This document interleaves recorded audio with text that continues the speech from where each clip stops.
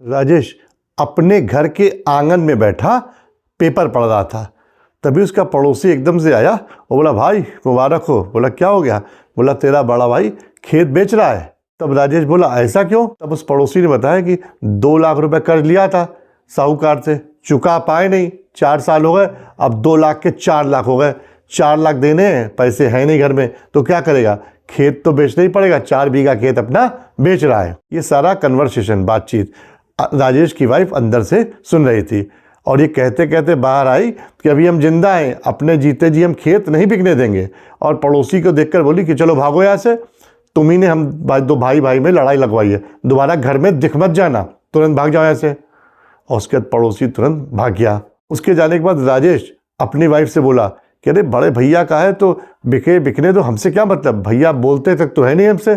कितना हम लोग जब उस दिन घर गए थे, भाभी ने भैया ने कितना अपमान किया था। तब उसकी वाइफ बोली, देखो ऐसा है, ऐसे समय में आपस के मनमुटाव नहीं देखे जाते। ये परिवार की इज्जत की बात है कि हमारे घर का खेत बिक रहा है। ये कहते कहते राजेश की वाइफ अंदर गई और अंदर से 4 लाख रुपए की एक एफडी लेकर राजेश के हाथ में रख दी।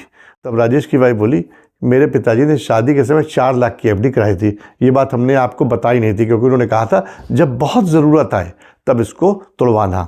अब परिवार की इज्जत दांव पर लगी है तो इसके तोड़वाने का समय आ गया है। वाइफ उसका हाथ पकड़ के बड़े भाई के पास, जो पड़ोस में ही रहते थे, ले गई। बड़े भाई आंगन में खटिया में बैठे हुए थे, बड़ी टेंशन में लग रहे थे। तब राजेश ने एफडी उनको हाथ में ले जाकर दे दी और कहा, भैया ये कल हम आपकी एफडी तोड़वा देंगे, अब खेत बेचने की ज़रूरत नहीं है।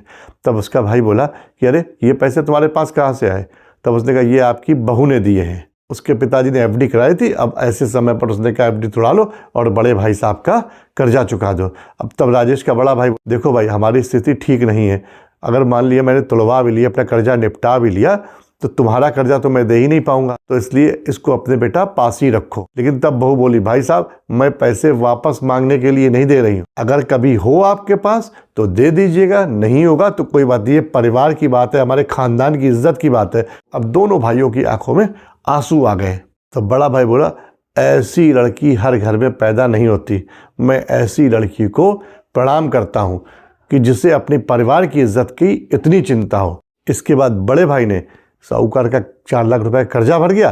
तो कहानी में क्या सिखाती है कि जो भाई अपने भाई की बदनामी पर हंसता है ना, उससे बड़ा कुलद्रोही कोई हो नहीं सकता। और जो नारी अपने कुल, अपने खानदान की इज्जत बचाने के लिए आगे बढ़कर खड़ी हो जाए, उससे बड़ी संस्कारवान नारी कोई हो नहीं सकती।